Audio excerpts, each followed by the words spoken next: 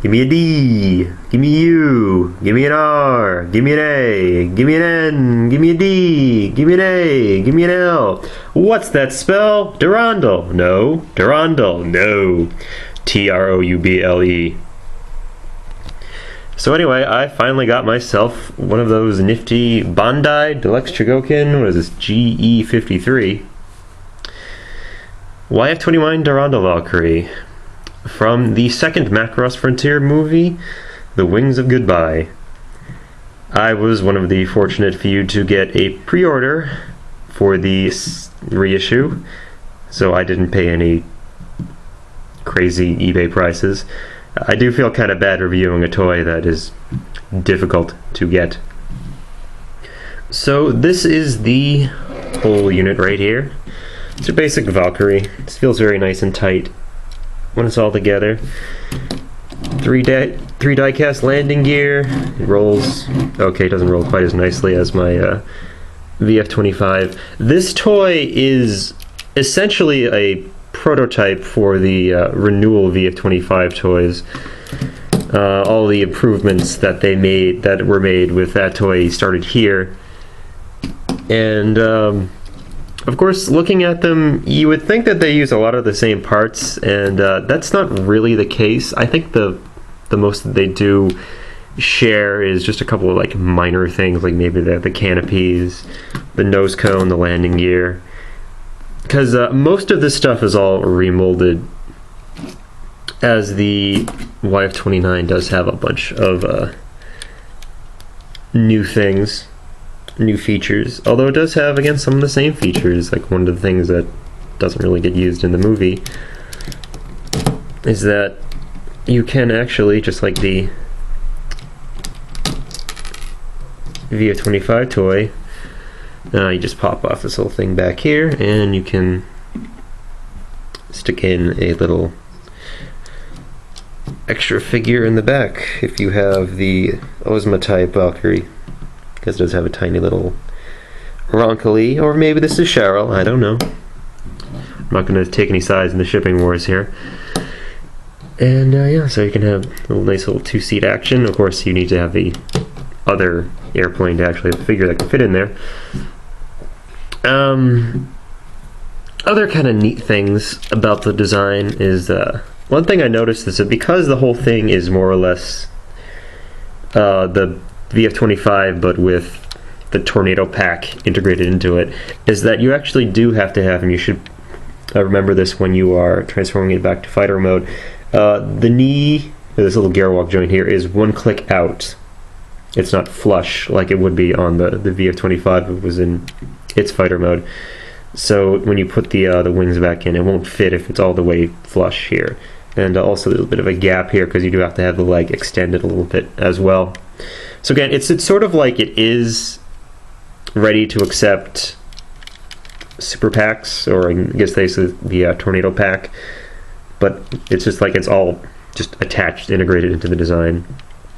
So it's like that. You do have some other nice details, little fold cords here in the chest that does have a clear purple with molded detail underneath. You can see there's the head there, and it does actually stick out like that with the visible visor back there.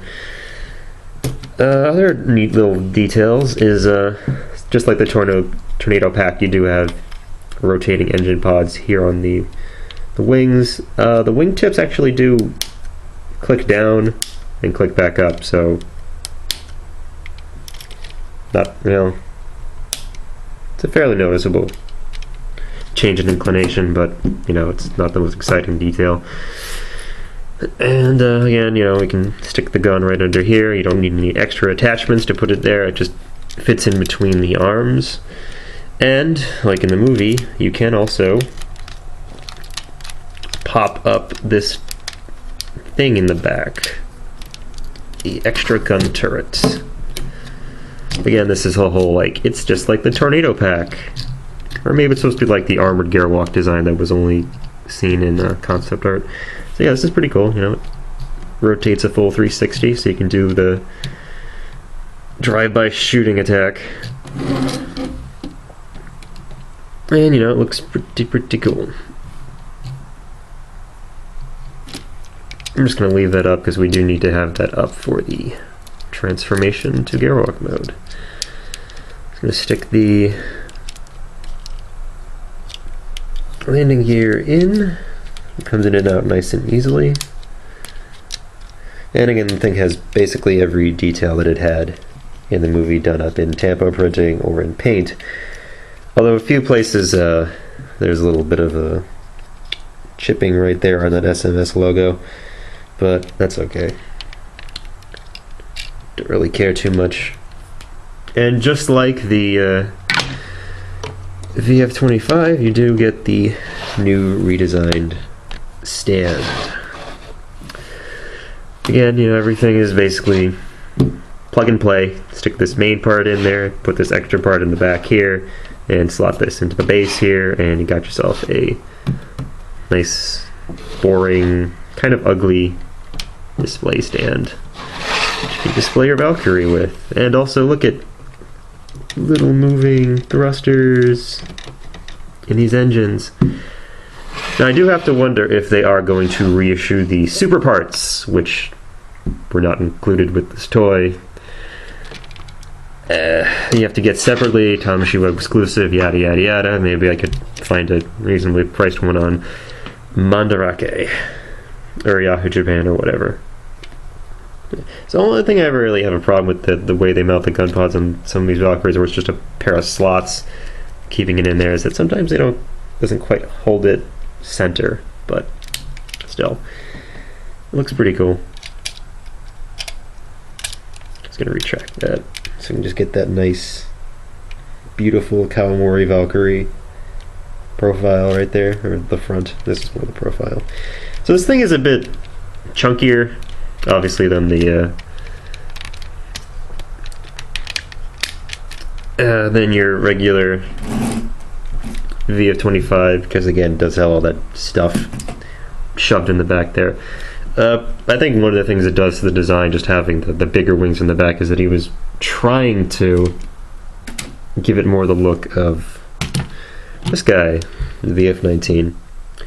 Also, did you notice that the VF-19, its designation, or its given name, is the Excalibur, and this is the Durandal, and the VF-9 is the Cutlass. So all three Valkyries that have 9 in the designation have forward swept wings, and they also are named after swords.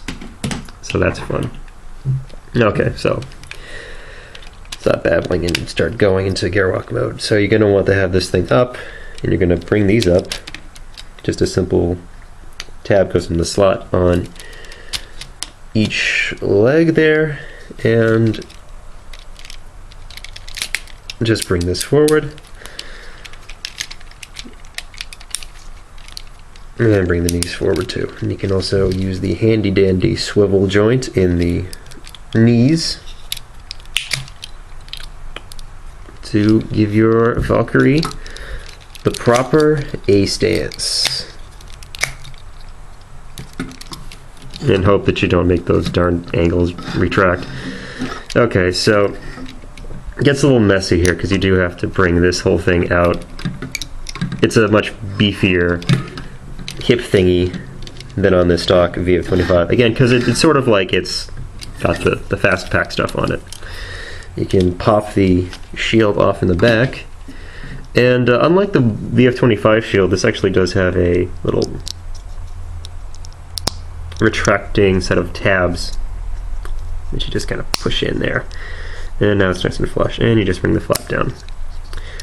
Also, like the VF-25, you can open this thing up, and there's a little assault knife in there, which you should probably try to, because you can push it from this side to get it out, but it goes in there, doesn't gonna fall out or anything. Well, it does remind me though, funny thing about that is that the book calls it the Assalut Knight, or knife. Maybe that's French, I don't know. So anyway, just pop the intakes out from the chest area, and hopefully they will come out nicely. Maybe they won't, I don't know.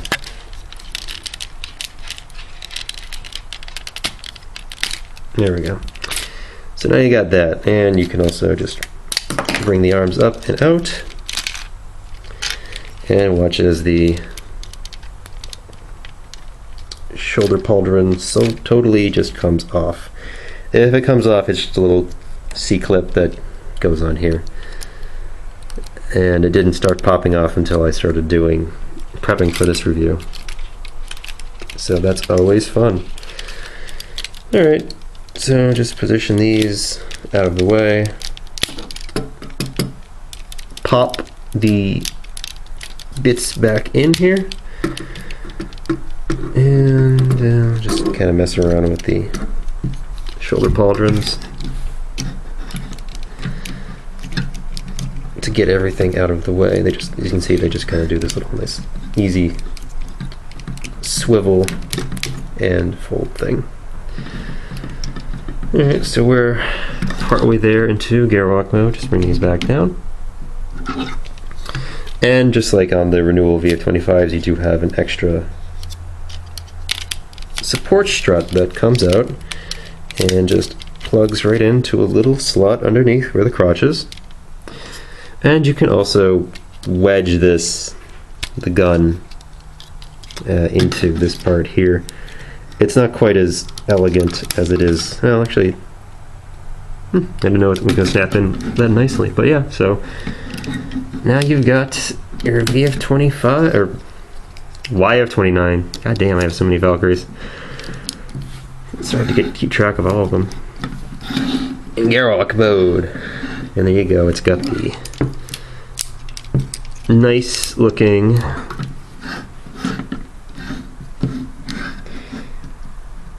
A-stance. Feels pretty solid, and I totally bumped one of these head lasers there. And as you saw before, you can just pop the turret in the back up. You can also swoop these out of the way, so a little more extra VTOL action there. So again, pretty playable. And as we go on, you can also retract the wings. I'll show that later. And I always forget to show this feature off, but yeah, you can totally pop the intake cover off, and there's the fan in there. Although it's not really as far back as it should be, because toy has to have space for joints. We don't have over technology just yet. Yeah, these things are a little tough to get back in, because you just have to make sure you get it into, get this part past the lower lip of the intake, and make sure it goes in on the side there, and then it should just snap back in there.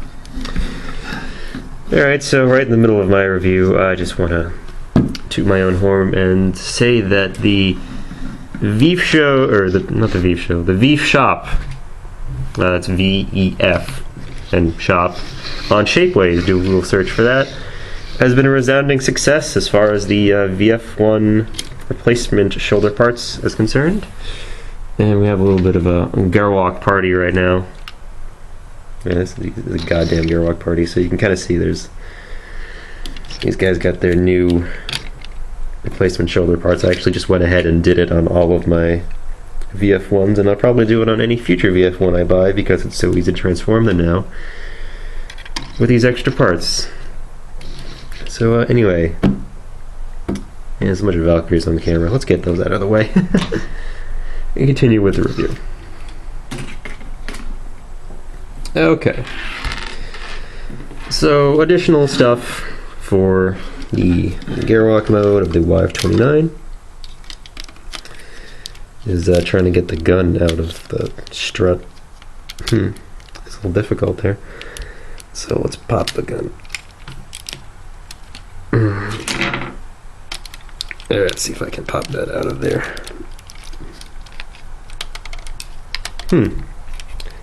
The strut's grip on the gun is stronger than its grip into the slot.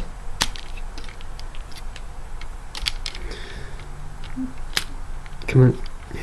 There it goes. Just kind of have to twist it towards that open side right there. Okay, so let's just put that there. Let's talk about the gun. The cool gun pod. So, looks pretty nice, all folded up. Now watch as we open up. You don't have to pull the handle down or anything. You just go like this. And this little sniper scope comes up. And then you just have to manually bring out the two ends of the gun. It's very similar to the VF-27 in the way it works. These are a little fiddly though, so they don't quite stay all lined up. Now, one interesting thing is that you can kind of see here that the sniper scope right now it's looking just at the back of this part of the gun. So to compensate for that, the scope actually hinges to the side. You can do it either that side or this side. So that's just a nice little detail. And of course you can take it and pop it into the articulated hands, which alleviate the need to do any hand swapping. Just get it in there and close the hand around the gun. And there you go. So that works pretty well. But of course, because it's a Bandai toy that isn't a VF metal, it does come with a ton at least it's not the VF metal Fire Valkyrie, so it does come with all the extra hand bits. You know, get a pair of fists. These are the same as the VF-25. Pair of fists, some clack knuckles, the Nanto Seiken hands, so you can just stab people, and a pair of fixed gun holding hands. I found that any of these hands will actually just fit under where they have to go, underneath the shield flap for fighter mode, so you can just keep on your favorite set of hands if you don't want to deal with the articulated hands, or you just use the articulated hands for everything. It's kind of cool like that. Okay, so let's go to Battleroid mode, and this is something that does require you have, again, the turret in the back has to be up, because when you fold up the wings here, they would interfere with the big parts of the turret there. So, and you have to put those up, and then you have to swing the tail fins in like maybe 10 degrees. It's a little silly. And to get these engines out of the way, you actually move them back on this little double mount right here. This little double hinge here. Looks kind of cool. Actually, you push it downward a bit before you move it, and then it goes in there. Now the wings are a lot shorter, and presumably a bit more out of the way. Alright, so again, like the VF-25, just pop the landing gear doors open. Make sure the doors are sandwiched underneath the little fins right here, and just pop the two hip intakes out. Now you're going to want to have this part, this extra waist joint here, all the way out, because if you notice that you do have these canards in the way, and they don't move like on the VF-27, so the hips will bump into the canards, and not exactly fragile, but they are hard plastic, so they only give you one set. So that would be one of those parts where if you dropped it, that thing might not survive, but it's not really fragile, it's just that this thing is weighty enough because it has a fair bit of die cast. So again, it's like the VF-25, you just bring all this stuff out, and you do push on this whole assembly here to slide the base of the neck outwards. I have to say, it was really hard to get this back in. I actually had to use a flathead screwdriver to get it back in, and that's what I didn't want to happen, was popping the head off.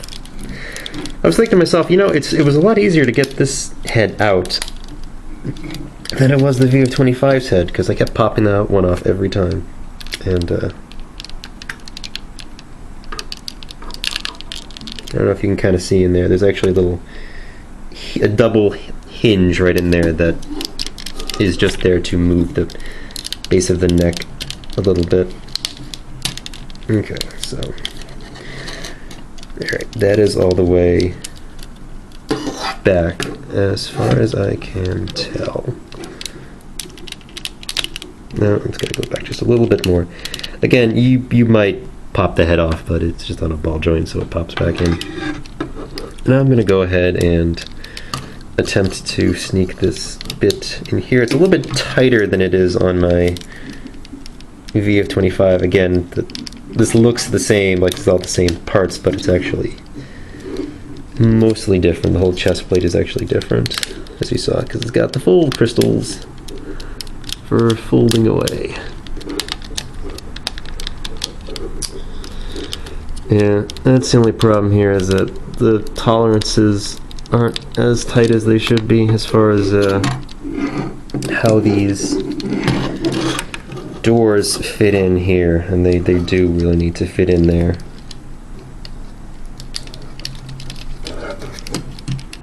So this is like the not fun part of transforming this toy.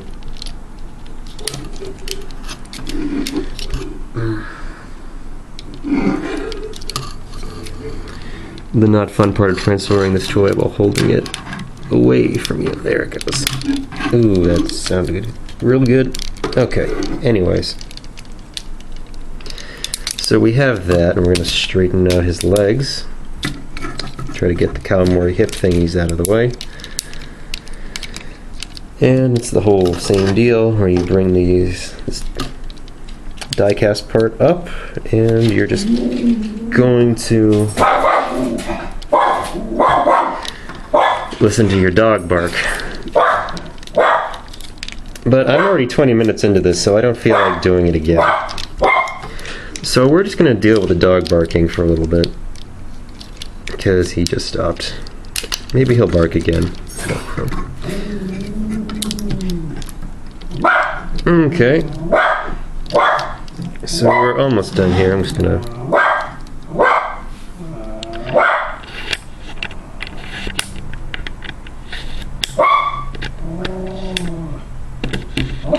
Woof, woof, woof. Anybody want a schnauzer? Okay. Head. I'm going to put his head back on, but actually let's take a look at it while we're here.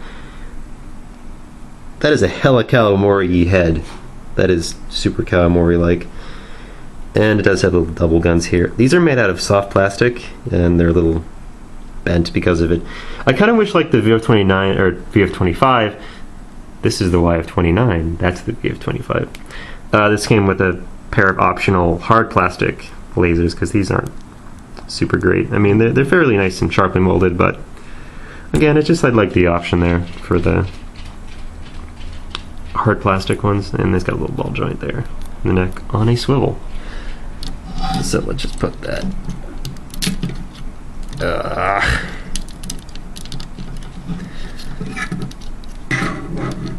Yeah, just pop that back in there.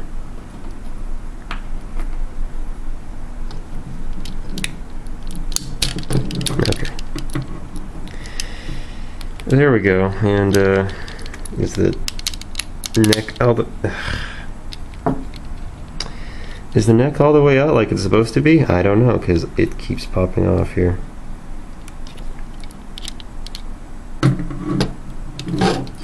Yeah, so I like how this guy has a bit of a bipod in the back here. I can just rest him on his tail fins, even if he's in battery mode. So, that one thing I think you should take away from this review is that despite the fact that this is a fairly competently executed high quality Valkyrie toy from our friends at Bandai, it does kind of have some playability issues in that, you know, you've got some of this is just because of the whole design of, you know, hey, it's a VF-25, kind of riced out, tricked out. It's not exactly lowered, but had a bit of a body kit put on there. And there's all this extra stuff that bumps into itself. I would say the neck here is just very, very touchy as far as getting it in and out. I mean, they could probably could have done that better. But yeah, I mean, it's basically the VF-20, like the definitive YF-29 toy, because there's nothing else out there. But you know, it's definitely the step in the right direction that Bandai needed. And you saw there, I did the whole extendo elbow joints, so you can get the nice deep curl there.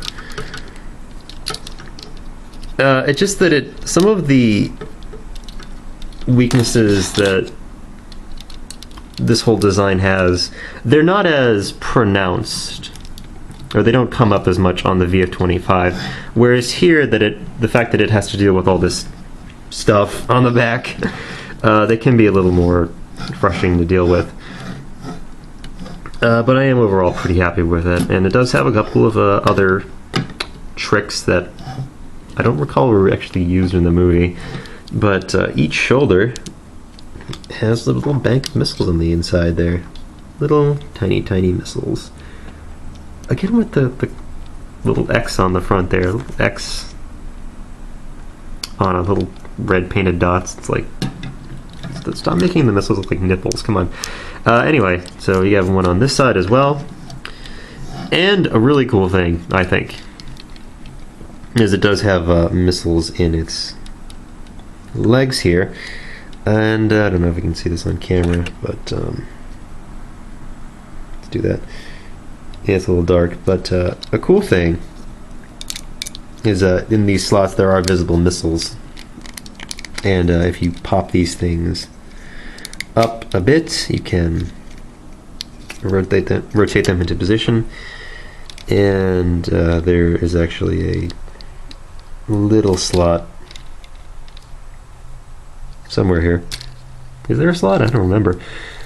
I guess you got to get your fingernail in there so you can pop out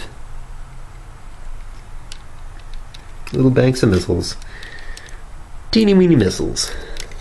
But yeah, you can kind of see like this. There's actually, again, holes in there, and you can see the missiles on the inside, which makes me think that, you know, all the little missiles are on a track, and they can either sit and wait for the whole deal to open up, or they can just get slotted into where they need to come out of these little missile ports. But that's a little techie detail. It's not really cool for the toy. So again, you can do all this stuff on this side. And watch as this comes out, because it's just a piece of plastic clips that slot in. This is a great thing about doing video reviews, is everything goes wrong.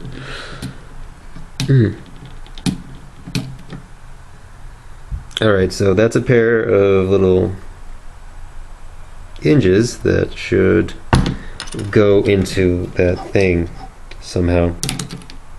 And on this one, it's just a little C-clip there. Yeah, this is what happened when I was fooling around with it. So yeah, this stuff just pops right back on.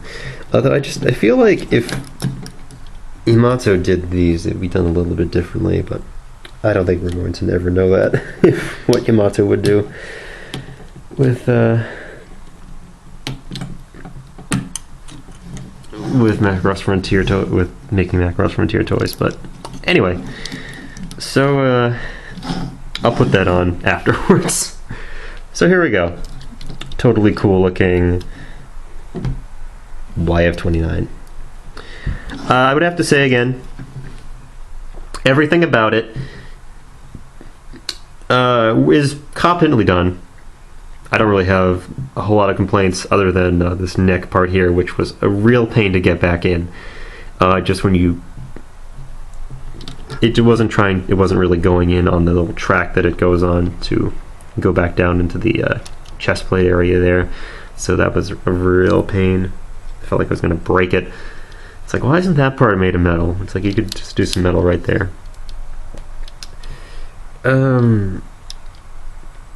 Also, the way it has a little double hinge that was also stuck, and I had to use the flathead screwdriver to cajole it into position. But for the most part, it's pretty cool. I mean, it's the YF-29. Spoilers, so this is in the movie, if you didn't figure that out. So yeah, pretty cool. It just has some frustrating fiddly bits. A lot of stuff that because the VF-25 doesn't have, it kind of benefits more from the overall revision to the whole transformation structure. Because again, in the story, it's like, yeah, we made the YF-24 Evolution, which turned into the YF-25 Prophecy, and then the VF-25 Messiah, and then VF-27 Lucifer, and I don't know what they were going for with those names. My point is that these things all transform the same way, so it was great that Bandai figured out how to engineer something that worked a lot better and felt a lot more solid. But yeah, so it works pretty well. It's expensive on the aftermarket. I wouldn't pay those prices that they're going for. I would try to get as close to the MSRP as possible before throwing your money away on this, unless you're a crazy completist. I just wanted to get the YF-29 because it's a pretty cool Valkyrie, and I needed another Frontier Valkyrie. So yeah, I think that's basically all the bits I wanted to show you guys, and hopefully I will at some point be able to get the super parts and review those, because it's always great to have all the bits for your Valkyrie. So again, this is another review for CollectionDX.com, and I would like to once again, pip my little shop on Shapeways. Maybe I'll put a link up there. Also, the I don't actually have a VF0 that needs this, but fellow reviewer Anavel, he shot his videos too, where he made shoulder parts for VF0s, and so you can totally buy those as well. They're all cast in white and sometimes dyed in whatever colors Shapeways feels like offering up. So yeah, so you can get VF0 shoulder parts, VF1 shoulder parts, VF0 shoulder parts, and maybe some other stuff in the future. But anyway, hey, review. This thing. Buy it if you really want it, but just don't pay too much for it.